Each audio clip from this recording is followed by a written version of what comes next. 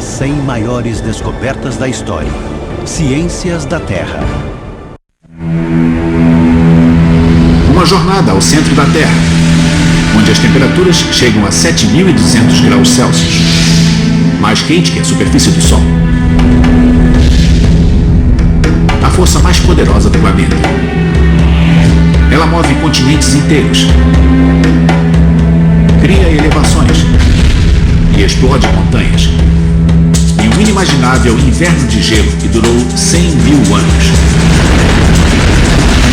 Algumas das grandes descobertas da história da ciência revelaram o planeta incrivelmente complexo e dinâmico em que vivemos.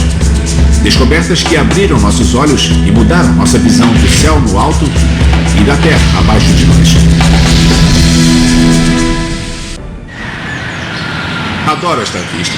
O povo de Seattle tem muita sorte. Talvez não haja lugar melhor para se viver do que o planeta Terra. Tudo o que precisamos está aqui.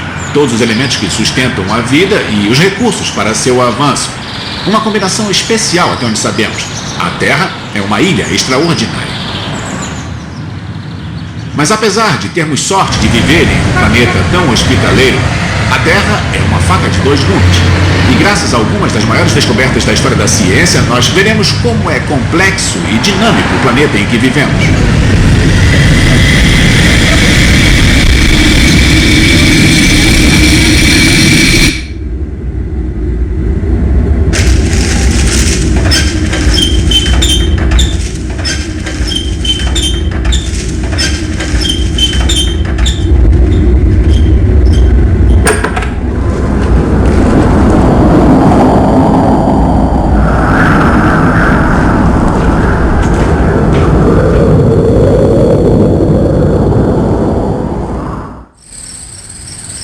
Em março de 1980, geólogos detectaram uma série de pequenos terremotos aqui, abaixo do Monte St. Helens, no estado de Washington. Era um indício de que um vulcão há muito adormecido estava acordando. Finalmente, na manhã de 18 de maio, ele acordou.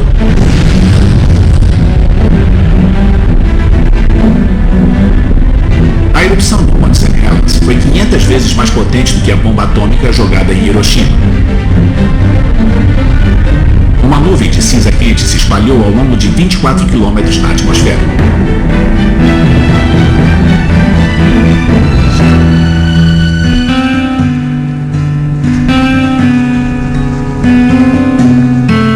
...595 quilômetros quadrados de florestas foram destruídos, 6 milhões de árvores, suficientes para construir 300 mil casas de 2 andares. Ao longo da história, a civilização tem convivido com a ameaça dos terremotos e vulcões. Mas a origem de seu poder destrutivo ainda é um grande mistério. Somente quando ocorreu a nossa primeira grande descoberta é que uma visão do que estava acontecendo dentro da Terra veio à tona. O núcleo exterior. Durante séculos, muito do que sabemos sobre o interior da Terra provinha do trabalho de minerações como esta. Somente quando os cientistas começaram a usar sismógrafos para estudar os terremotos é que passaram a ter uma compreensão mais exata do interior da Terra. Quando um terremoto acontece, os sismógrafos medem a velocidade e a intensidade das ondas sísmicas que vibram abaixo da Terra. Utilizando este método, os cientistas identificaram diferentes camadas dentro da Terra. Cada uma se caracterizava por mudanças na densidade da rocha.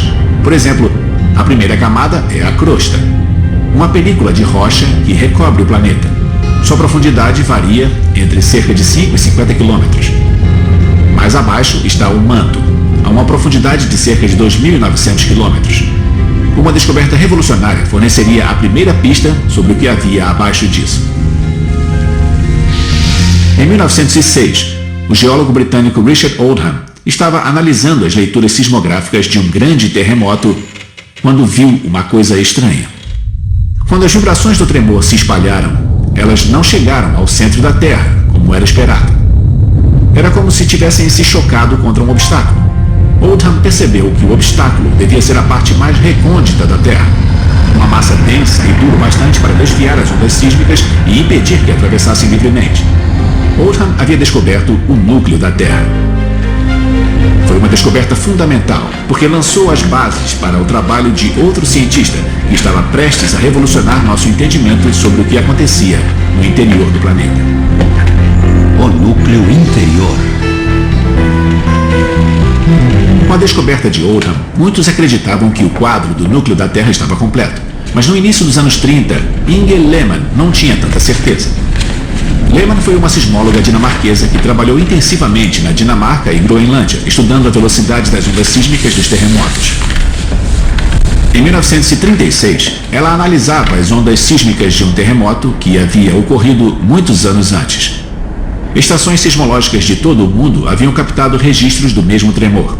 Ao comparar suas leituras, Lehmann descobriu que havia uma mudança de velocidade quando as ondas sísmicas atravessavam o núcleo da Terra. É como se tivessem encontrado alguma outra barreira. Ela percebeu que algo estava faltando na estrutura vigente do interior da Terra. A Terra não tinha um núcleo, mas dois. O núcleo que Lehmann havia descoberto era o núcleo interior da Terra. Hoje, por meio de precisas medições sísmicas, sabemos que ele é feito de ferro sólido. Sólido porque a gravidade no centro da Terra cria uma pressão 3 milhões de vezes maior do que a pressão que exerce sobre a superfície. O núcleo que Richard Oldham havia descoberto, na verdade, era o núcleo exterior da Terra. Ele é feito de ferro líquido e outros elementos. Uma massa fervilhante que gera correntes elétricas. Essas correntes, por sua vez, criam o campo magnético que protege a Terra de perigosas radiações cósmicas. Juntos, os dois núcleos que Oldham e Lehmann descobriram formam uma gigantesca estrutura de quase 6.500 quilômetros de diâmetro, ligeiramente maior do que o planeta Marte.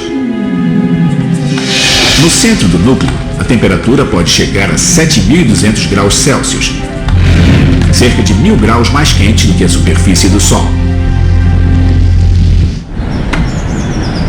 Para entender melhor o que aprendemos com a descoberta dos dois núcleos da Terra, eu me encontrei com a doutora Katherine Johnson, uma professora de geofísica que está fazendo uma pesquisa de campo em uma mina no sul da Califórnia.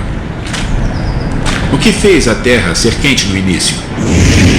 O calor original da Terra veio da própria formação da Terra. Ela se formou por meio de colisões entre pequenos corpos. Nós os chamamos de planetesimais. A colisão entre esses corpos liberou enormes quantidades de calor. Vindos de distâncias astronômicas. Isso mesmo, elas se chocaram entre si e transformaram toda aquela energia cinética em calor. E aquele calor ainda está aqui? E aquele calor ainda está aqui. Também há o calor que foi liberado durante a formação do núcleo da Terra, quando todos aqueles corpos se uniram e tinham também pedaços de metal, e daí esse metal assentou dentro da Terra pela... Gravidade, só pela gravidade. Mas a mudança na energia gravitacional que veio da superfície da Terra em direção ao centro também liberou muito calor. E por que a Terra não resfriou? Isso não aconteceu porque ela se resfria muito lentamente. Isso pode parecer surpreendente, já que é tão quente, mas sua temperatura original era muito quente. Como a Terra é muito grande, leva muito tempo para se resfriar. E é por isso que planetas menores como Marte e até corpos estelares menores como a Lua praticamente já se resfriaram. Mas aqui na Terra, o resfriamento pode demorar bilhões de anos graças ao intenso calor do centro, que funciona como uma fornalha natural. O que Oldham e Lehmann não sabiam era do que esta fornalha era capaz. E esta é a nossa próxima grande descoberta.